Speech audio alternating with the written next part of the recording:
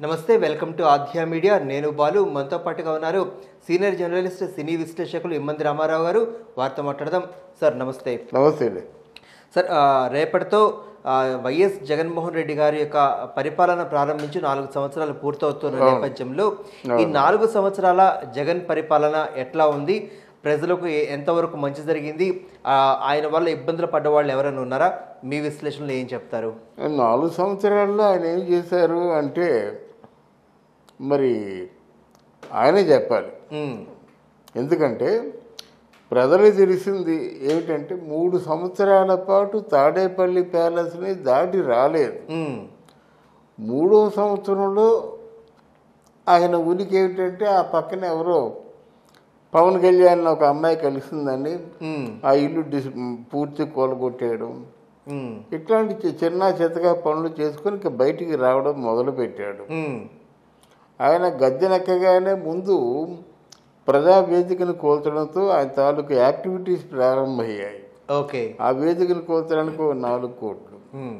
తర్వాత ఏమో గద్దెనెక్కగానే మరొకటి ఏమిటంటే అమరావతి రాజధాని కాదు, 3 రాజధానులు చేస్తున్నాను, ఖచ్చితంగా ఇది నేను అమలు చేస్తాను అని చెప్పేసి అందుకే ఇక్కడ ఉంటానని చెప్పి మొదట్లో చెప్పాడు. అమరావతి ఒక రాజధాని, అందుకే తాడేపల్లిలో ఇల్లు కట్టుకుంటానని. ఆ ప్రామిస్ మర్చిపోయి 3 రాజధానులు పెట్టాడు. 3 రాజధానులు పెట్టి తాడేపల్లి ప్యాలెస్లో ఉన్నాడు. ఇకపోతే ఇక్కడ నవరత్నాలు అనేటువంటి ఒక అది పథకాలు నేనే ఇస్తున్నాను, నేనే ప్రవేశపెట్టాను, ఇంతవరకు చరిత్రలో ఎక్కడా లేదు. నన్ను చూసి భారతదేశంలో ఉన్నటువంటి ముఖ్యమంత్రులు అందరూ కూడా ఫాలో అవుతున్నారు. ఇట్లాంటి మాటలు చెప్పి మొత్తానికి ఆ నవరత్నాలని ఆ వైసీపీ కార్యకర్తలకి పంచే ఏర్పాటు చేసి అందరికీ అందాయంటే ఎవరు ఒప్పుకోరు. ఓకే. కొంతమంది మాత్రం అందాయి. అలాగే ఎక్కడైనా ఆటో రిక్షా వాడికి 10,000 ఇచ్చారంటే 15,000 రూపాయలు లాగేసేవాడు. ఎవరికైనా డబ్బులు ఇచ్చినట్టయితే ఆ మందు మీద విపరీతంగా పెంచేసి 90 రూపాయల ఒక చిన్న సీసాన్ని 300 రూపాయలు చేసేవాడు. అలాగే 300 రూపాయలు కాస్త 1000 రూపాయలు 1200 రూపాయలు చేసి సొమ్ముని అంటే మామూలుగా కట్టలు గుంజుకున్నాడు. అంటే మీరు ఈ 90 రూపాయలని 300 చేయటాన్ని పాజిటివ్గా చెప్తున్నారా, నెగిటివ్గా చెప్తున్నారా? ఆ జగన్మోహన్ రెడ్డి గారు అన్నది ఏంటంటే నేను రేట్లు పెంచేదే వాళ్ళ యొక్క వాడకాన్ని తగ్గించడం కోసం నేను రేట్లు పెంచాలని చెప్తున్నారు. సో మీ పాయింట్ ఆఫ్ వ్యూలో అది పాజిటివ్నా నెగిటివ్నా? లేదు, ఇక్కడ అంతా నెగిటివేనండి. పాజిటివ్ ఉంది. ఆయన 5 స్టార్ హోటల్లో రేట్లు పెంచుతా ఉన్నాడు. 5 స్టార్ హోటల్కి ఎవడు వెళ్ళదు కదా, అప్పుడు మద్యపానం తాలూకు కన్జంప్షన్ తగ్గిపోతుంది అన్నాడు. 5 స్టార్ హోటల్ ఎక్కడ ఉన్నాయి? ఎక్కడ చూస్తే అక్కడే బెల్ట్ షాపులు. కరోనా సమయంలో కూడా బెల్ట్ షాపులు పెట్టి మనుషుల ప్రాణాలని తీసేసినటువంటి ప్రబుద్ధుడు జగను. కరోనా టైంలో ఎంతమంది అనుకున్నారండి? 4 అంటే మందుల షాపులు తెరుస్తారంటే అంటే 4-5 కిలోమీటర్ల దూరం జనం క్యూలు ఉన్నారన్నమాట. అవును. అది ఎలా అవుతుంది చెప్పండి? తర్వాత మద్యం అన్నది ఎక్కడి నుంచో తీసుకొచ్చింది కాదు, వైసీపీ లీడర్స్ స్వయానా తయారు చేసిందే. అది బొత్సాయి అండ్ వర్గమో ఎవరో ఉన్నారు, వారికి కావలసిన వాళ్ళు కోట్లు దండుకున్నారన్నమాట. ఈ 4 సంవత్సరాల్లో కూడా మద్యం మీద వాళ్ళు కోట్లు దండుకున్నారు. అంటే ఆయన చేసిన పనుల్లో ఏ పనైనా బాగున్నట్టయితే ఈ పని కూడా బాగుంటుంది, కానీ ఏ పని బాగలేదు. ఓకే. ఇక పోయినట్టయితే రోడ్లు ఎక్కడ చూస్తే అక్కడ గసగలుగా ఉన్నాయని చెప్పేసి చిన్నజీవి స్వామి లాంటి వాడు మాట్లాడితే వాళ్ళకి ఏమి తెలుసు, రమ్మని నేను చూపిస్తా ఉంటున్నాడు. కేటీఆర్ మాట్లాడినా రమ్మను చూపిస్తా ఉన్నాడు. అంతేగాని రోడ్లు మాత్రం బాగు చేయలేదు. అయిపోయింది. అప్పుడు ఎప్పుడో బందరు పోర్టు ఓపెన్ అవుద్ది అనుకున్నారు. ఏమి లేదు, నిన్నగా మొన్న ఎప్పుడో బందరు పోర్టు అది 2 సార్లు ఓపెనింగ్ ఇనాగ్రేషన్ అయింది. ఇది 3వసారి ప్రారంభోత్సవం చేశాడు. ఆ భోగపురంలో కూడా 2వసారి ప్రారంభోత్సవం చేశాడు. ఇట్లాంటి అంటే పరిపాలనలో ఉన్న డిసిప్లిన్ని చిన్నాభిన్నం చేసేసి ఏముంది, ఎవరు ఏ డెసిషన్ తీసుకోలేరు. ఏ నిర్ణయం తీసుకోవాలన్నా కేవలం జగన్మోహన్ రెడ్డి గారే నిర్ణయం తీసుకోవాలి. నిర్ణయం తీసుకోవాలంటే ఆయనకి ఎప్పుడో లేచింది, ఎప్పుడో ఒక మూడు వస్తే నిర్ణయం తీసుకుంటాడు. ఏ నిర్ణయం తీసుకున్నా డబ్బు ఒకటి ఉండాలి కదా, డబ్బు లేదు. అక్కడేమో కేంద్రం ఎప్పటికప్పుడు హెచ్చరికలు చేస్తూనే ఉంది, మీకు ఇచ్చిన డబ్బు అంతా అయిపోయింది, ఇంకా మీ వాటాకి డబ్బులు రావు అని చెప్పడం కూడా జరిగింది. డబ్బులు రావు అని చెప్పినప్పుడు కూడా ఇంకా 10,000 కోట్లు ఎంతో తీసుకున్నారు. అంటే భవిష్యత్తులో ఇవ్వబోయే డబ్బు మేము ఇవ్వం, ఇదే లాస్ట్ అని హెచ్చరికతో వాళ్ళు ఇచ్చిన డబ్బు కూడా తీసుకున్నారు. తీసుకున్న డబ్బు దేనికి ఖర్చు పెట్టారో ఎవరికీ తెలియదు. ఇలాగ అస్తవ్యస్తంగా ఉందండి పరిపాలన. అంతకుముందు 30 రోజులు పరిపాలనప్పుడు నేను చెప్పాను, చాలామంది స్పందించారు. ఇప్పుడు 4 సంవత్సరాల పరిపాలన కూడా అస్తవ్యస్తంగా ఉంది. పరిపాలన అంటే ఏమిటి? ప్రజా సంక్షేమం. పరిపాలన అంటే ఏమిటి?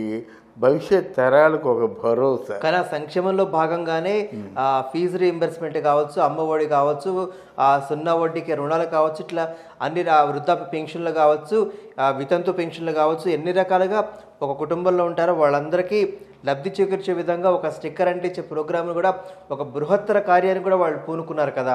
మీరు సంక్షేమం లేదని ఎట్లా చెప్తారు? ఇది బృహత్తర కార్యక్రమం పూనుకొని ఎవరికి ఇచ్చారండి?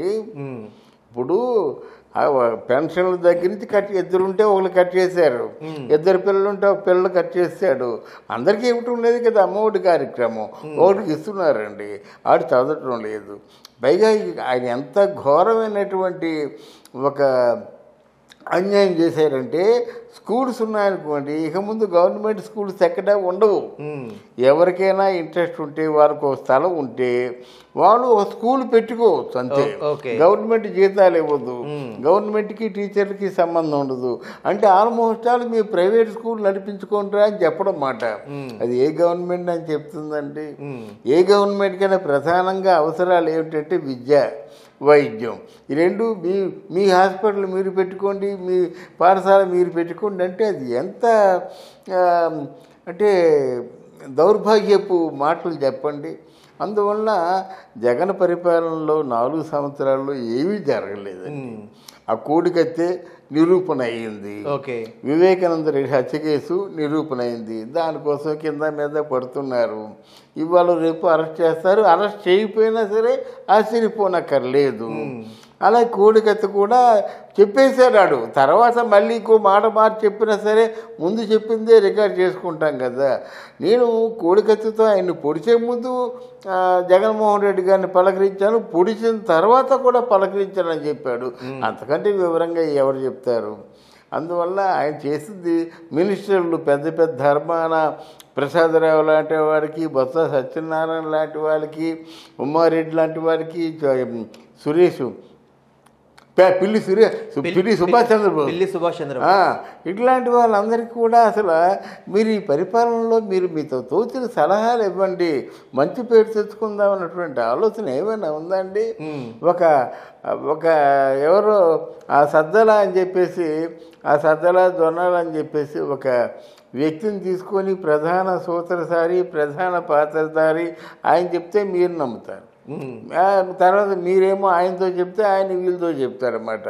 ఈలోగా ఎన్ని మాటలు మారాయో, ఎన్ని ఉత్తర్వులు మారాయో, ఎంతమంది మారారో మనకు తెలియదు. ఆయన ఏం చేస్తాడు? ఆయనకి ఎవరైతే అనుకూలంగా ఉంటారో వాళ్ళని ఎంకరేజ్ చేస్తాడు, మిగతా వాళ్ళని దొక్కేస్తాడు అన్నమాట.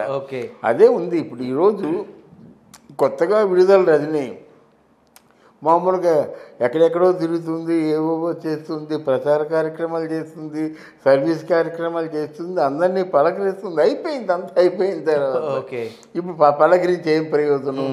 కనుక ఇక్కడ ఒకవేళ రోజా వచ్చిందనుకోండి, రోజా నోరుందని చెప్పేసి నోరు వేసుకొని పడిపోతుంటే అది కాదు కదా ప్రజలకు కావాల్సింది. 10 రూపాయలు సాయం చేసావా? సాయం చేసే అవకాశం కల్పించావా? అయితే కూలీ నాలి కల్పించావా? ఏదైనా చేసావా? నువ్వు ఏది చేయకుండా కనీసం కుటీర పరిశ్రమల్లో కూడా నువ్వు ఎంకరేజ్ చేసావా?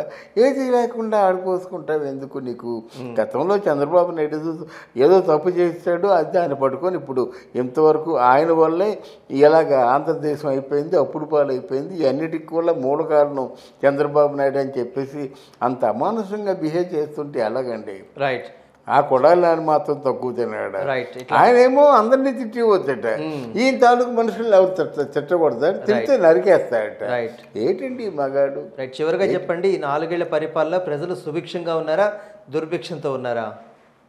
వాళ్ళ చెప్పులతో వాళ్ళు కొట్టుకుంటున్నారు. రైట్ అది రైట్ థ్యాంక్ యూ అండి. Thank you.